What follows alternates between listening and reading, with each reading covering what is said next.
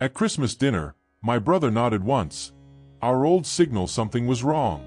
The dining room smelled like roasted turkey, cinnamon, and the kind of warm spices that only seem to exist in December. Snow had been falling since late afternoon, covering the quiet suburban street outside in a soft white layer that reflected the yellow glow of porch lights. Inside the house, the table was crowded with dishes, candles, and the comfortable noise of people celebrating a holiday that was supposed to be simple and joyful. I remember lifting my glass as laughter moved around the table, letting the warmth of the moment settle in while conversations crossed over each other. That was when I noticed Daniel sitting across from me. His expression was calm, almost too calm, the kind of face someone makes when they are carefully hiding something. Our eyes met for only a second. Then he did it. A small nod of his head, barely noticeable. Anyone else would have ignored it completely, but I felt my chest tighten the moment it happened. When we were kids, Daniel and I had created that signal during long summers and difficult family gatherings. It meant something was wrong. Not dramatic wrong. Dangerous wrong. The kind that meant stay alert and pay attention to everything happening around us. The strange thing was that nothing at the table looked unusual. Claire was smiling beside me while pouring more wine. The candles flickered gently. Outside, the snow continued falling in slow silence. Yet Daniel had never used that signal without a reason. Somewhere between the laughter and the clinking glasses, I realized that my brother had noticed something I hadn't. And whatever it was, it had started before anyone at that table even realized the night had changed. If you are listening to this story right now, I'm curious to know where you are hearing it from tonight. The moment Daniel gave that small nod, every sound in the room seemed to stretch slightly longer in my mind, as if my attention had quietly shifted away from the celebration and toward something I couldn't yet see. I tried to keep my expression relaxed while picking up my fork, pretending to focus on the food in front of me. Years had passed since Daniel and I were kids building secret codes during long quiet afternoons, yet the meaning of that signal still lived somewhere deep in my instincts. Something was wrong, and Daniel believed I needed to notice it too. The dining room itself looked peaceful. Soft yellow light from the chandelier spread across the tablecloth, reflecting off glasses and polished silverware. Outside the large window behind Daniel, snow continued falling steadily over the neighborhood, covering parked cars and quiet sidewalks. Claire sat beside me, comfortably leaning back in her chair while listening to a story Daniel had started telling earlier about his recent move across the state. Her laughter sounded genuine, relaxed, and completely unaware of the tension slowly building in my chest. I glanced again toward Daniel without moving my head too obviously. He was speaking normally, describing something about the long drive he had made that afternoon to arrive just in time for dinner. His voice carried the same casual rhythm he always used when telling stories. But there was something different about his posture. He kept scanning the room in subtle ways that would escape anyone not looking carefully. Our eyes crossed again for a brief second, and this time his expression carried a quiet seriousness that confirmed the signal had not been accidental. I started paying closer attention to the details around the table. The arrangement of plates, the way Claire's phone rested near her glass, the slight delay in Daniel's responses when someone asked him another question. Everything seemed ordinary on the surface, yet something beneath the evening's warmth had shifted. If someone else had been sitting in my place, they probably would have continued enjoying dinner without noticing anything at all. But Daniel had asked me to look closer, and I could already feel that whatever he had discovered was connected to someone sitting right there with us. As the conversation continued and the snow kept falling outside, I realized that this Christmas dinner was quietly moving toward a moment none of us had expected, and part of me wondered whether you would have noticed the same small signals if you had been sitting at that table too. Once Daniel's signal had pulled my attention away from the comfortable rhythm of the evening, every movement at the table began to feel more deliberate in my mind. The house itself was quiet except for the low murmur of conversation and the occasional soft clink of silverware touching porcelain. Warm air from the heating vents carried the scent of baked bread and roasted vegetables through the dining room, creating the familiar atmosphere of a holiday gathering that should have felt safe. Claire leaned forward slightly while listening to Daniel continue his story about the long highway drive he had taken earlier that afternoon. Her posture looked relaxed, but I noticed something small that I had never paid attention to before. Every few minutes she glanced toward her phone resting beside her plate. It was subtle enough that no one would question it, yet once I started noticing it, the pattern became impossible to ignore. Daniel seemed to notice it too. While describing the snowfall he had driven through just a few hours earlier, his eyes occasionally shifted toward the same spot on the table. I kept my expression neutral and continued eating, pretending to focus on the meal while quietly observing both of them. Outside the window, the snow had grown heavier, swirling under the streetlight at the end of the driveway. The neighborhood looked almost completely still, the kind of winter night where the world outside seems to slow down while everything inside a house feels warm and protected. Yet something about the tension between Daniel's quiet watchfulness and Claire's distracted glances made the room feel slightly smaller. At one point Claire reached for a glass of wine, and as she did, her phone screen lit up briefly with a new notification. She turned the screen downward almost immediately, but the movement was fast enough to reveal that she had been expecting something. Daniel paused for half a second in the middle of his sentence before continuing as if nothing had happened. That pause told me more than any explanation could have. He had noticed the same thing. Whatever Daniel had discovered earlier that day was connected to the small details unfolding right in front of us. The strange part was that the dinner continued normally, with laughter and casual conversation moving around the table like nothing unusual existed beneath the surface. Yet the longer I watched, the clearer it became that this quiet Christmas night was hiding something far more complicated than a simple family gathering, and I wondered how long it would take before the truth reached the center of that table. The longer dinner continued, the more the quiet tension beneath the evening started to feel real. I forced myself to move slowly, cutting another piece of turkey while keeping my attention on the subtle shifts around the table. The house had that familiar winter stillness that only appears during heavy snowfall. Outside, the street had nearly disappeared under a thicker layer of white, and the faint glow from neighboring houses blurred through the falling flakes. Inside, the dining room remained warm, filled with the soft golden light of candles and the low hum of conversation. Claire stood up for a moment to bring another dish from the kitchen, leaving her phone behind near her plate. Daniel's eyes followed her briefly before returning to me. He didn't repeat the signal, but the way he slightly straightened in his chair told me he was waiting for something. I glanced toward the phone without moving my head too obviously. The screen lit up again, brighter this time, vibrating softly against the wooden table. A message notification appeared for just a second before the screen dimmed again. I couldn't read the content, but I noticed something that made my stomach tighten slightly. The notification banner showed a name I didn't recognize. That alone shouldn't have meant anything, yet Daniel's reaction confirmed that he had already seen it before tonight. When Claire returned from the kitchen, she picked up the phone almost immediately and placed it in her lap under the table. Her smile remained relaxed as she resumed her seat, continuing the conversation as if nothing had happened. Daniel leaned back slightly, listening quietly now instead of leading the discussion like earlier. His calm expression suggested patience rather than surprise, as if he already knew where this evening was heading. I felt a strange mix of curiosity and unease growing in my chest. The signal from earlier suddenly made more sense, but it also raised a much larger question. If Daniel had noticed something important before arriving tonight, then this dinner might not be unfolding by accident at all. Somewhere in the rhythm of polite conversation and holiday traditions, a truth was slowly approaching the surface. And as I sat there pretending to enjoy the meal, I started to wonder how many people listening to this story would have recognized the quiet warning signs long before the rest of the room realized the night had changed. Dinner gradually moved into that slower part of the evening when plates were nearly empty and conversation became more relaxed. The candles had burned lower, their small flames casting longer shadows across the tablecloth. Snow continued falling outside with the same quiet persistence, covering the driveway and softening the distant shapes of trees beyond the yard. Claire seemed more attentive now, participating in the conversation with an energy that almost felt intentional. She asked Daniel several questions about his new apartment and the job he had recently started, keeping the discussion moving smoothly from one topic to another.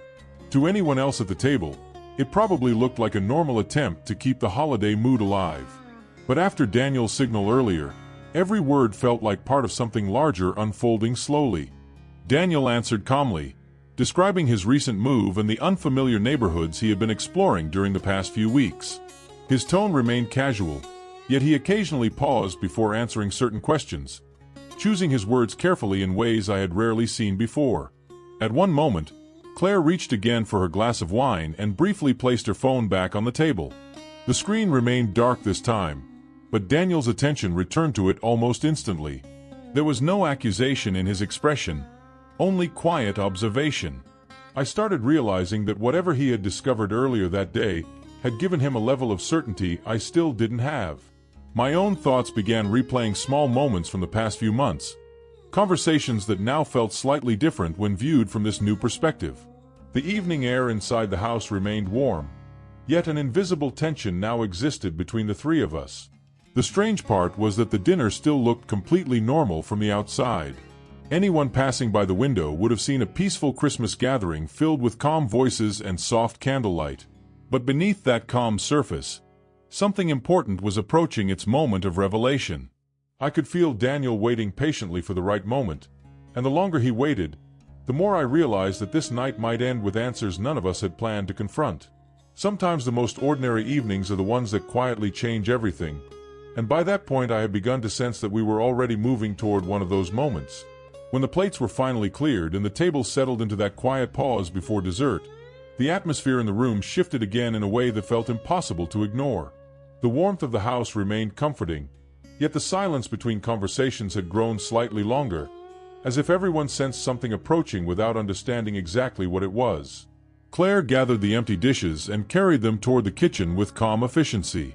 From my seat I could hear the faint sound of running water and the soft clatter of porcelain as she placed the plates in the sink. Daniel remained seated across from me, leaning back with his hands resting lightly on the edge of the table.